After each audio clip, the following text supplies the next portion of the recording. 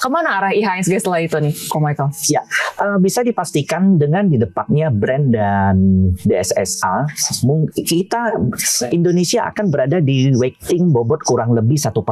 Saat ini berada di angka 1,2 atau 1,3. Dan diketahui Brent dan DSSA itu merupakan salah satu yang market cap-nya besar.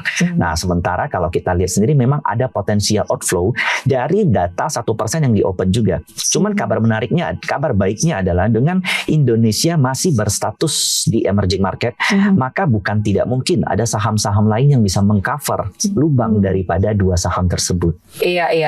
Katakanlah mungkin perhatian investor yang sebelumnya terkonsentrasi ke saham-saham konglomerasi, sekarang harus terpusat dulu ke saham-saham big caps gitu ya.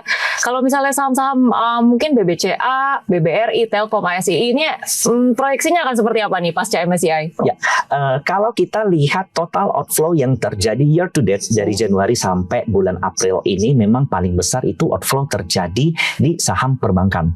Nah, sementara nanti masih akan ada potensial outflow yang terakhir dari passive fund, yaitu ketika pengumuman pada bulan Juni nanti. Yang dimana sekali lagi ini dengan catatan jika kita masih berstatus di emerging market, maka itu adalah last outflow yang akan terjadi di bursa. Jadi boleh dikatakan sebenarnya bottom dari bursa tuh udah deket nih Kak. Oke.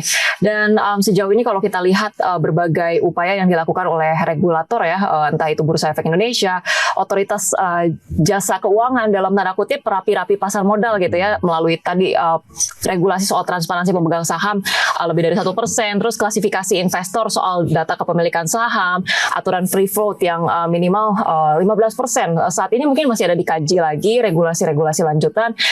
Tapi sejauh ini mungkin review dari Ko Michael ya terkait dengan regulasi-regulasi terbaru dan kedepannya harus seperti apa sih Ko? Ya, kita benar-benar para investor benar-benar mengapresiasi apa yang dilakukan oleh Bursa Efek dan OJK. Terlihat sekali bagaimana usaha dan reformasi yang dilakukan benar-benar tepat sasaran. Ada 4 reformasi yang akan terjadi. Yang pertama adalah free float di atas 15% yang akan diberlakukan bertahap. Kemudian 36 klasifikasi, lalu HSC list. Kemudian yang terakhir 4 reformasi yang dilakukan oleh bursa. Yang pertama adalah free float menjadi minimum 15%, kemudian 36 klasifikasi, kemudian HSC list, dan yang keempat adalah data kepemilikan 1%. Tidak ada bursa di seluruh dunia yang melakukan transformasi transparansi setransparan bursa kita. Yang terakhir di tahun 2013 Hong Kong hanya mengeluarkan HSC list. Saat itu ada sekitar 18 saham yang masuk ke dalam concentration list. Tapi kita dengan memberikan di atas 1%, 36 klasifikasi baru, maka bursa kita adalah bursa yang paling transparan. Kita boleh cukup berbangga begitu ya dibandingkan negara-negara emerging market lainnya. Kita punya gebrakan yang cukup signifikan begitu ya, bahkan compared to bursa Hong Kong begitu ya. Ko Michael nih, kalau ngomongin juga tadi saham konglomerasi yang kemudian di huru-harakan tadi ada Brent, kemudian DSSA. Kalau mereka berdua terdepak begitu ya, saham-saham konglomerasi lainnya gimana nih nasibnya? Seharusnya tidak akan menjadi masalah karena jika kita bicara apa yang menjadi dalam konstituen, yaitu hanya Brent dan DSSA yang akan didepak, sementara yang lain akan normal saja. Akan normal saja. Dan bicara mengenai likuiditas secara keseluruhan dari IHSG, faktor-faktor apa nih yang perlu kita lihat ke depan? Yang menjadi catatan sekarang adalah dominasi dari investor lokal terhadap bursa kita itu berada di angka kurang lebih 65%. Jadi memang likuiditas kita saat ini didominasi oleh lokal investor. Dan tentunya dengan penyambutan pengumuman MSCI pada 21 April kemarin, ini diharapkan akan memulihkan kembali transaksi atau likuiditas kita, di mana kita pernah berada di angka 20-30 triliun average. Sinyal yang cukup positif untuk kemudian masuknya net buy asing juga nggak kok? Amin ya.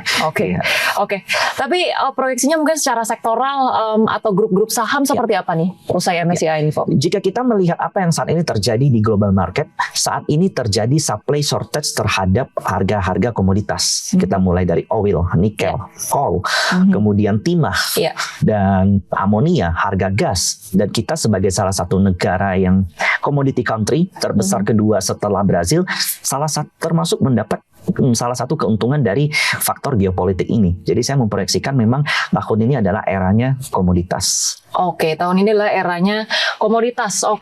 Kalau bicara juga mengenai mungkin saham-saham perbankan mandek cukup lama ya kok ya. Setelah MSCI akan terdampak cukup signifikan atau memang ya mungkin masih seperti ini gitu Ya. berapa tahun ini? Oke, jika kita bicara secara struktural MSCI, maka perbankan akan mengalami outflow karena akan ada beberapa konstituen mungkin dari daftar pemegang saham yang tidak diakui sebagai free float. Tapi menariknya Kak, perbankan kita berada di dalam lowest PE selama 10 tahun ke belakang. Nah, saat ini IHSG berada di PE kurang lebih 11. Dan itu merupakan salah satu PE termurah di IHSG selama 10 tahun ke belakang.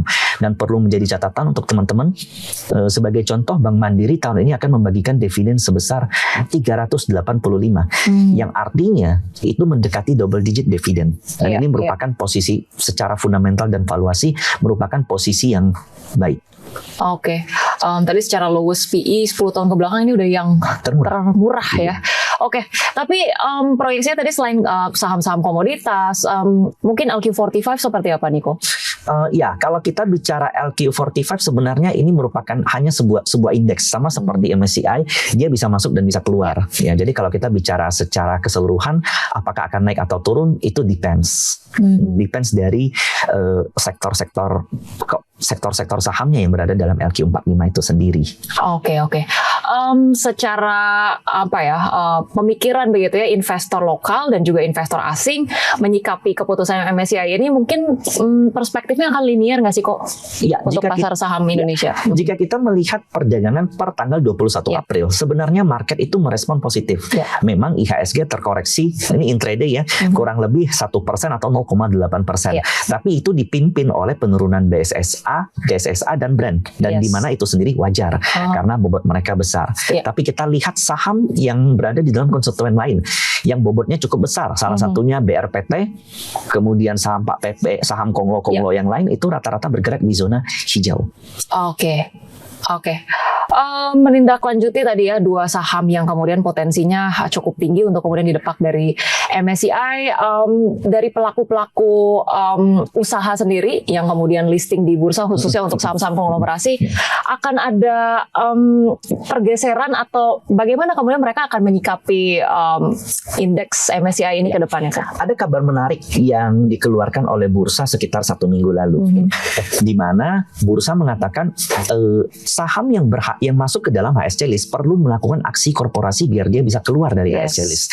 Yang artinya sebenarnya jika suatu saham masuk ke dalam HSC list itu bukan artinya selesai untuk saham itu. Karena MSCI sendiri mengatakan jika suatu saham yang sudah listing cukup lama kemudian masuk ke dalam HSC list itu akan disuspend atau dikeluarkan jika dia berada dalam indeks selama 1 tahun. Jadi setelah lepas dari 1 tahun, memang emiten atau pelaku bursa itu sendiri diberi waktu, diberi waktu untuk memperbaiki strukturalnya.